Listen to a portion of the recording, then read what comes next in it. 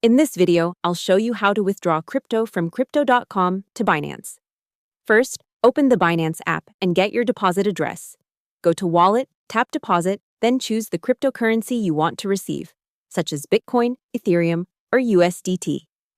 After selecting the coin, Binance will show your deposit address and the supported network. Copy this address carefully. Next, open the crypto.com app and go to the Accounts section. Tap Crypto Wallet, then select the same cryptocurrency you chose on Binance. After that, tap Withdraw, then choose External Wallet.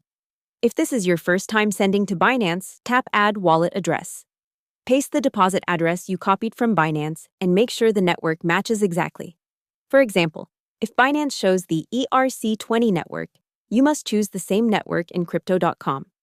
Once the wallet is added, select it, enter the amount of crypto you want to send, and review the transaction details.